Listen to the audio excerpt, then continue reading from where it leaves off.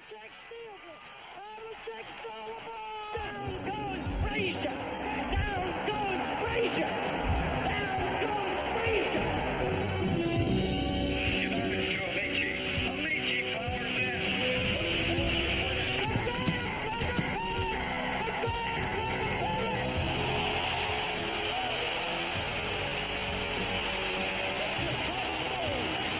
Won their sixth NBA championship. Gibson swings.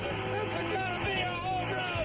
Unbelievable! I don't believe what I just saw.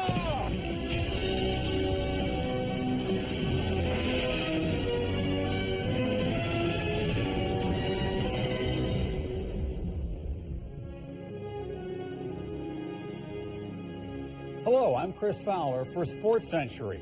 It's hard to imagine a time when Jason and Randy weren't as much a part of our daily lives as the air we breathe. But way back in February 2004, the concept of a show that would take a new look at the old games was just an idea. These two pioneers were buried in the ESPN tape library, sleeping in their parents' basement, and selling Girl Scout cookies with a $2 markup just to make ends meet. How did this idea become a pop culture phenomenon? It all began with a discount shelf and the first host of Cheap Seats, Ron Parker.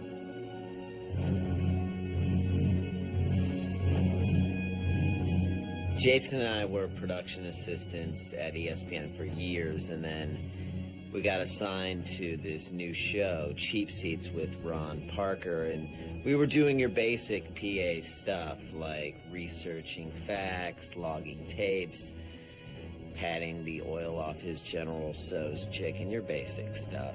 Ron Parker is a lot like Ty Cobb. He's good at what he does, no one disputes that, but he will spike you in the chest. He's keenly intelligent, he's funny, he's a connection to an earlier era. He backed it up with accomplishments. Oh, God, my accomplishments. The list is so long. Well, one thing that I'm very proud of was my performance as Tebia in my high school's production of Fiddler on the Roof.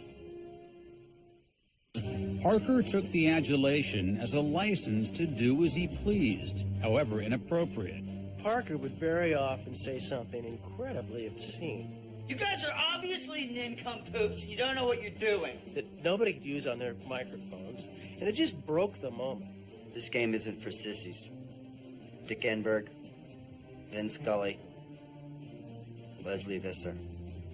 These people didn't get to where they were by playing nice.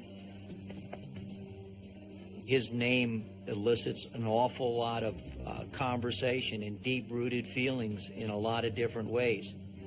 Expectations were high for Cheap Seats with Ron Parker. However, less than a minute into the first show, tragedy struck. So Ron goes over to the tape shelf, and I look down and I see that his sock is down on his leg, meaning that he's not getting enough calcium in his diet, his bone in his ankle had shrunk. I knew that that leg was not going to support him on that shelf.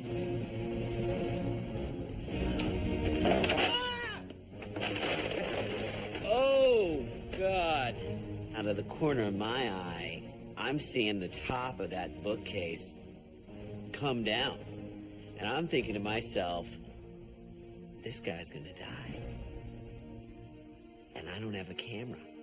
All of a sudden, you know, he just crumbles in a heap. And again, I think anabolic steroids played a role in that injury. When you flip on a TV set and see a highlight of somebody getting hit in the head, you know, the easy thing to do is assume, well, you know, that was on purpose. When I first saw Sandy and Raymond walk into my office then, with Randy and Jason. Randy and Jason walked into my office, I was suspicious. Conspiracy theories aside, a surprise move was made by ESPN executives. They wanted to capitalize on the twin trend made popular by the Olsons, the Coors Light Girls, and less so by Jason and Jeremy London. So ESPN decided to give cheap seats to twin brothers Randy and Jason Sklar. Many questioned the move, and Randy and Jason weren't helping their cause. Okay, so which camera are we? Is it this one? Inexperience, would make some mistakes, which were understandable, rookie mistakes. Hey, welcome back. Hey, welcome back to... I can't even talk about it normally. It really gives me a headache. But, what can you do? Hey, welcome back to... These are young fellas probably making some of the same mistakes I made, and probably a lot of the old-timers don't understand why. But just give them a little rein, give them a little patience, and you'll see they're both winners. Hey, welcome to Cheap Seats. I'm Randy. This is Jay.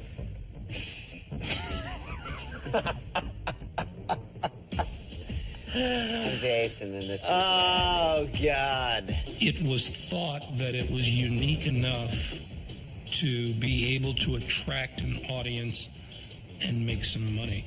But I think it misjudged its audience. We thought we had our audience pegged. We were convinced it was going to be senior women and honorably discharged Marines. Despite some missteps in targeting their demographic, Cheap Seats was a groundbreaking show, doing things no one had ever done before. They were very innovative. They were always looking for little things that they could do because they realized that that's what separated champions from losers. Innovative, inventive, adventurous, not always good. Did we invent the telestrator? No. Did we discover it? Yes. When did Princess Leia get an honorary degree from Syracuse? Dude, what are you drawing? Cap, gown. What are you drawing? Chewbacca. That's a nice Chewbacca, dude. Okay, this one needs a new haircut. This one's on the fast track to a Russian mail-order bride. And this one could stand to lose a few. Was this shot taken from the Hubble? Here's where I thought the ball went. Really? I thought it went here. We started using it, then I turn on like any football game, and I'm like, what? You obviously saw our show last night. Madden's all over the place. Here, here, here, and boom. Breakdowns, we came up with that too. I mean, we personally didn't break it down. I mean, we called people who could break it down. Number one, apparently there's not one stretcher in Columbus, Ohio. Number two, how old is the guy on his right leg? 80? They couldn't get another weightlifter to help? And finally, they're holding the poor guy by the leg that just snapped. I'm not a doctor, but that can't be good for him. Back to you, fellas. Cheap Seats was a technological marvel fused with the passion and dedication of Randy and Jason, a passion that ran even deeper after a chance meeting one sunny afternoon. This was our shot, and this is something we wanted to do forever. Once we met Matthew Modine, we were kind of like vision in order, quest happening. Matthew Modine was in the movie and the band played on. We cheap-seated the Stanford Cal game where Cal runs through the band. You see where the connection... Obviously, we had a lot to talk about. This is their dream, that if I can facilitate these young men fulfilling their dreams, who am I to stand in the way? Are you doing more harm by not helping them to fulfill their dream or causing more damage by not doing it? Does that make sense? No, Matthew, it didn't. Modine's advice about relaxing and just having fun had a profound effect on Randy and Jason. It was an interesting time, and the excitement around the show was palpable. Throughout your life, you only see a few people that just have it. I mean, you can just see them, and you know that it's their destiny, that that's what they're put on earth to do.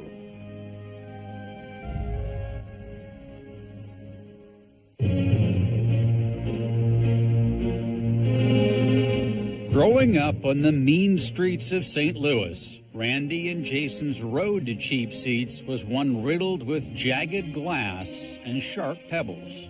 You look down, you can see the neighborhoods there, and just looking from the expressway, it looks like a tough neighborhood. I mean, you want to go hide if you're down there.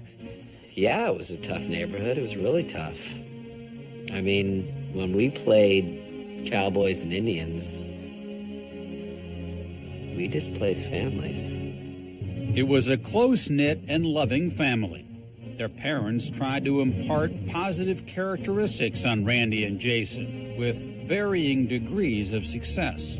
Jason is a pretty well-rounded individual.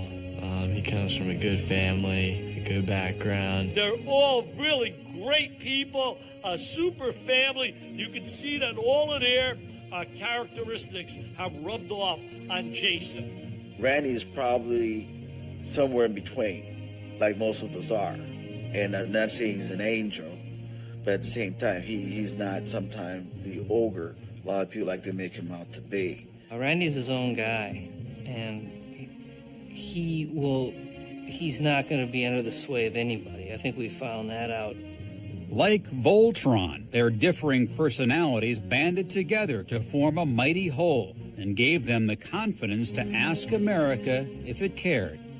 Do you care that Steve Garvey almost ran for Senate, but 2 paternity suits tarnished his squeaky clean image? Do you care that the Superstars remained a huge hit through the 80s until the leagues prohibited their athletes from competing? And that today the show only includes Olympians and football players?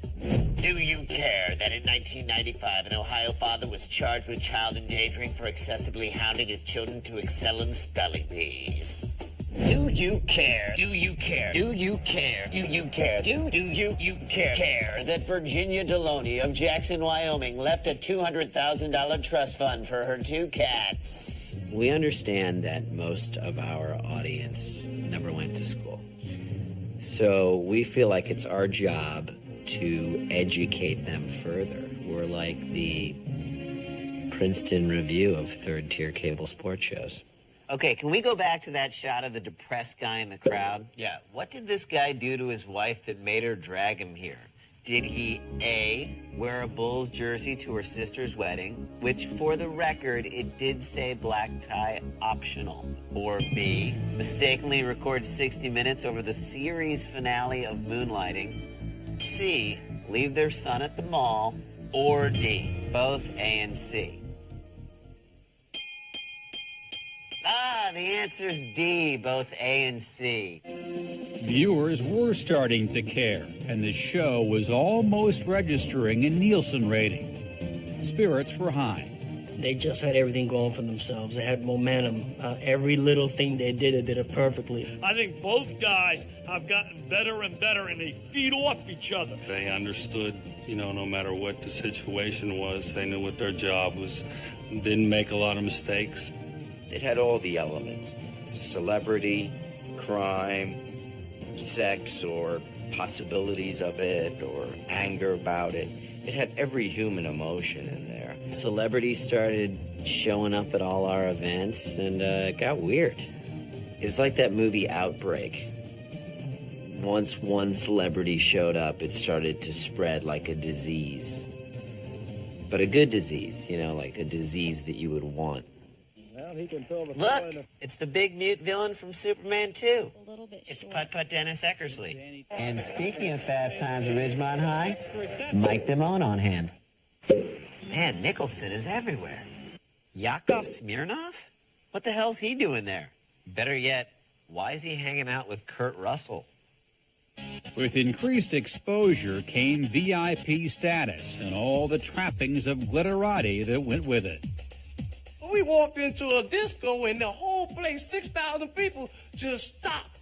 We found we had a lot in common. Our lifestyles were really similar, and the highs and the lows of it, and the interaction with the public and all that stuff, is a lot more similar than people might think. Frankly, I don't think they care. They live their life according to their agenda, and that's the way they are. And it's sort of refreshing. Their cavalier attitude on the social scene found its way into their closets. Like many celebrities, they refused to admit their own fashion mistakes, but were quick to point fingers at others. Did you notice in that last sequence, every single time they showed Earl Christensen, he had a different hat on? I know. Can we see those shots again, guys? I can't believe they tried to pass that off on the viewers. I mean, how stupid did they think the audience was? Yeah, what do they think? People aren't paying attention? It's a blatant continuity error. Totally. I know. It's ridiculous. It's stupid. All right, we'll be back with more Cheap Seats right after this. Nice job, Rand. Thanks, Jay. You are not at a picnic, buddy. This is your job. Come on! How about a little decorum, Reg? And what are they, a breakdancing troupe or an indoor soccer team? Yeah, those things weren't even cool in the 80s. Yeah. I think there's always dangers when you try to take anything and push it to extreme because you're going to places of the unknown. Great things can happen, but great things, positive and negatively, can happen in that realm. Would never let Ted Kennedy drive you to Chappaquiddick, Pam Minnick. If you were on Real World 3 San Francisco, you would probably have connected most with sensitive cartoonist Judd Winnick, Pam Minnick. They weren't afraid of how they would be perceived by the world media or something. They didn't even know what that meant. I think people really got into the drama and the excitement of watching it, knowing that at any given time, these guys could crash.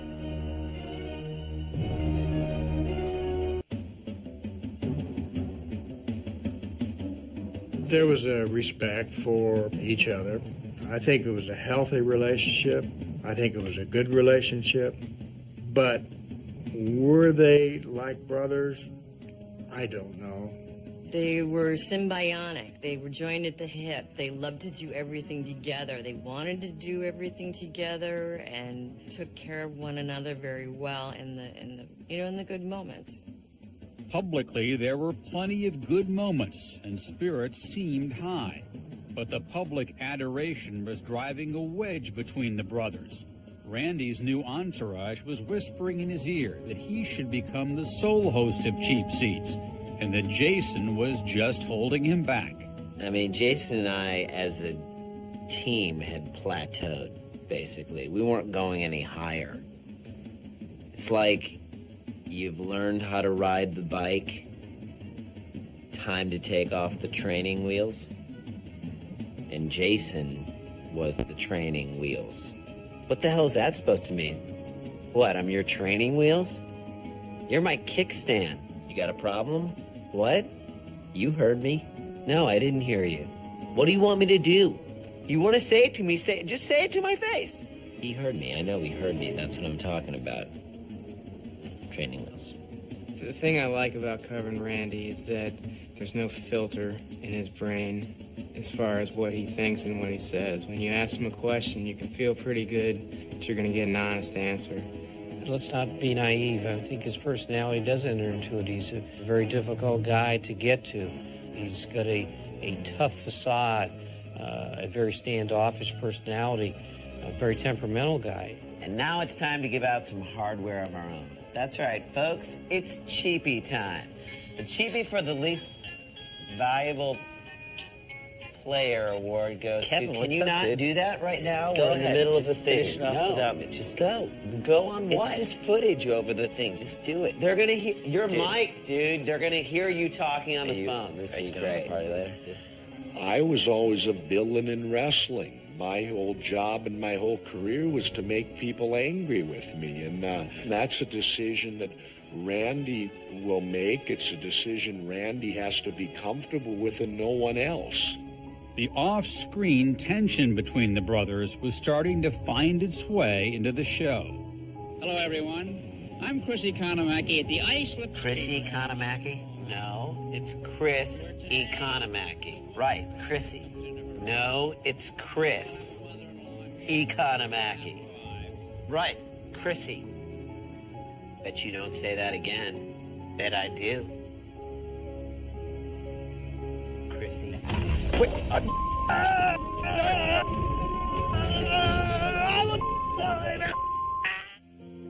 Well, I think when Randy said that, I think he regretted it. I really do. I don't think he meant it when he said it. He did say it. Look, I said it. I made a mistake. People make mistakes, you know, and in my darkest moment, I found God. And then I lost God for a little bit. It was interesting. I don't think that people really realized how close they were. And I have to tell you that when I watched that press conference and saw the way Randy reacted, it was stunning. I'm ashamed. I'm guilty of committing the act of saying the word Chrissy. One is no good without the other. They both are a necessity to one another. The rapport, the connection between those two. Just amazing. I wish I had something like that. With the tension finally cleared, Randy and Jason could focus on the show. As stewards of the irrelevant, they felt it was their duty to give airtime to those who walk to the beat of a different drum. What have I done? Why don't you ask yourself what you've seen? Okay, have you seen sports? You're welcome. Maybe you've heard of the ABA and red, white, and blue balls. That was me. Homer Hankies. That was me. Let me do something for you.